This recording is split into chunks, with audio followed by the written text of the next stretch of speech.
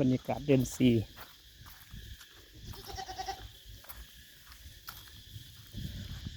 ฝนตกเมื่อวานซืน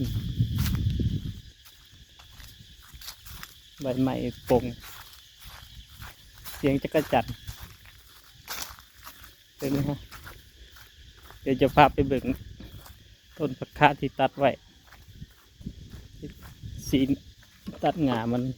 ว่ามันจะปง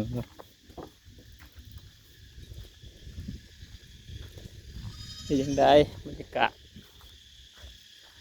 เบิ่งเอาทุกคนบรรยากาศบ้านนอก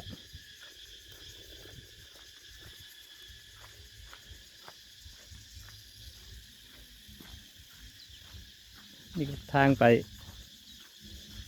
ทางลงนาไปเฮือนนี่ก็บอกไกลประมาณ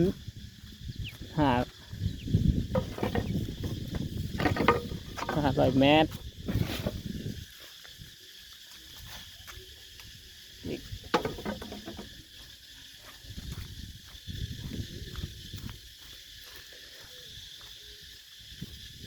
ต้นแ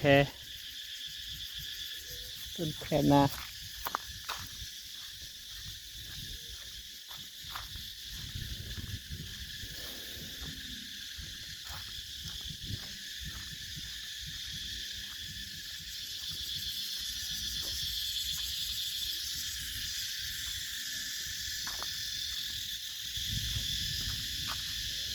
เสียงแมงจักรจั่น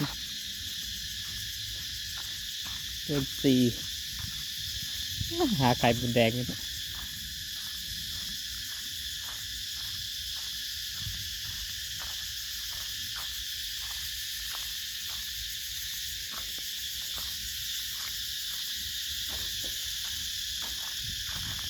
ป็นไรทุกคนนี่เห็นบ่ยอดคะ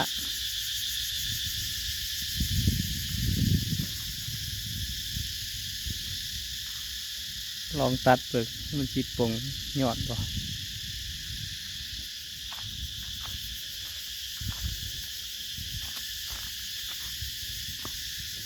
เจอพาเบิ่งหางมดแดงคอยมาชั่วหางมดแดงหางมันหา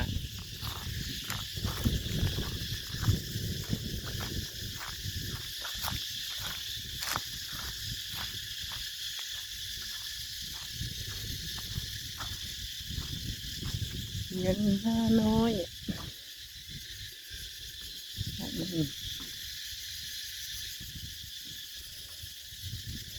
หนังตากลม